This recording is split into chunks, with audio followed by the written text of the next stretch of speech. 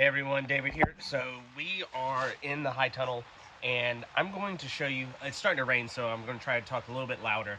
Um, but I'm going to show you what is my process for doing uh, chrysanthemums this year. I bought some last year, but I didn't really pay attention to them. I just stuck them in the ground and just left them alone. I didn't really know what I was doing. Since then, I have joined North Carolina Central Chrysanthemum Society and learned a lot in the past like 2 weeks. But mums are fairly easy to root, and kind of want to show you what I have. So follow along. Okay, so this is a chrysanthemum uh, that I had planted last year, and it has sent out runners and everything and started bushing out this year. So this I have been taking cuttings from, calling this one the mother plant. There's another one right here, another one over there. Excuse the weeds, I'm not too worried about these. After I'm done taking cuttings, I'm going to actually remove everything and till this area of the bed. I've already done the other side. The other side is going to be where I'm going to plant the cuttings from this year. But I don't know the varieties. I have, like, it says Gillette, but and Seton de Jour, but they were not it. Because Gillette is a white one. Seton de Jour is a real kind of pinky blush. But anyway, so what to do with these guys is, here, let's see, get my snips, and we'll cut out a piece. And okay, so we have the chrysanthemum cutting, and what you want is you want at least one node below soil line. So I can actually make two cuttings out of this one, and what I'm doing is leaving this one leaf, which a new bud will force out of here in once it's started rooting and everything. But just kind of overview, trim these off, and you don't want a lot of foliage, um, because that will help, or that will aid the plant in losing moisture. So you got one bud here, and then another one here. There we go. And what I do is, so the rooting hormone that I like to use is Hormex number 8. Number 8, it just has a little bit more. I think it's called IBA, which is a rooting compound hormone, to cause a callus and allow the plant to start sending out roots. So um, I'm going to set these aside and show you the cuttings that I've done. I did these cuttings about 6 weeks ago, and they are looking pretty good. So we'll go check those out.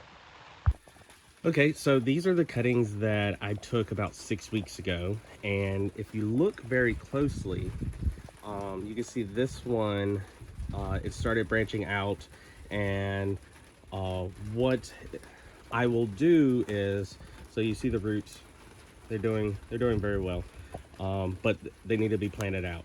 But what I will do is actually plant them this, like up to this point here, and what will happen is they'll send out more runners and everything, so that could be a potential mother plant for next year. Now, I'm not, I don't know, like I said, I don't know the names of these guys, so I'm going to certainly look at the blooms and take notes and try to find which cultivar it matches. But we got those there, and then these guys down here.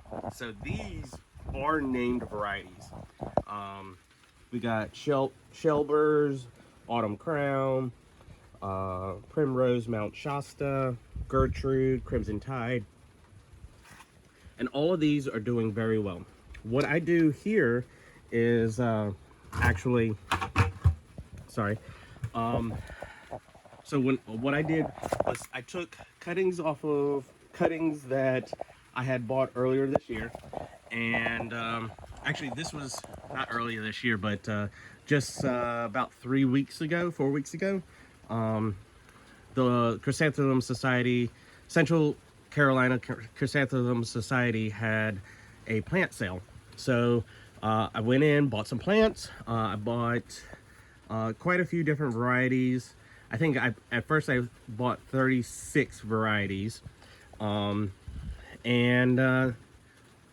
took cuttings, placed them in here, and then in this is a solid bottom tray. I put about 3/8 to a 1/2 inch of water in the bottom of that tray. Set these cell packs down inside of it, and then put a humidity dome over top of this. Left that alone for about 10 days, and then I uncovered them, and this is what's going on. They've grown quite a bit since I've uncovered these guys. Like I said, these are done about 3 weeks ago. And let's see. So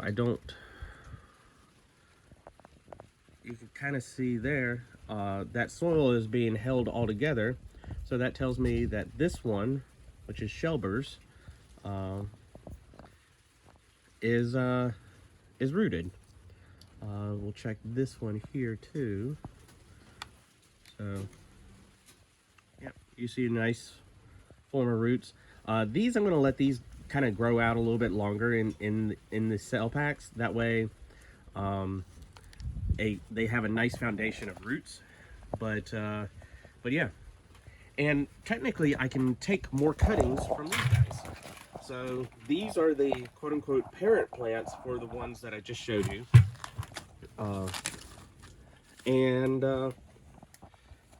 Like, you see that where I took a cutting at,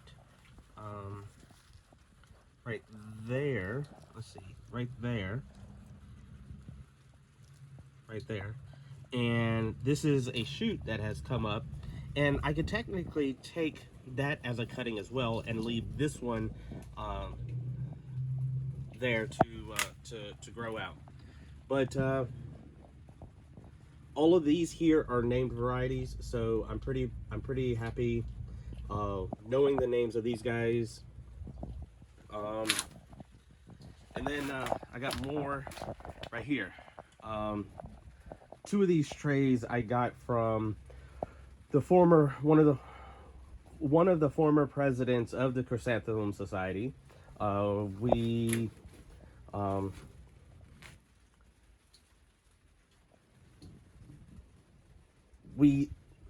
on, no. Yes. These guys came, not all of them, but some of them came from her, and these are known varieties that I could buy from other producers, such as King's Mums. But yeah, they're looking good. I could probably take a cutting off of that one, but I think I'm gonna leave them alone, especially that one, because it's got one side shoot coming up, and I mean I can probably cut it right below my finger there, leaving that node, and then root this piece, and it'll a little tiny bud. Let's see if we can get that little bud right there. We'll grow another stem.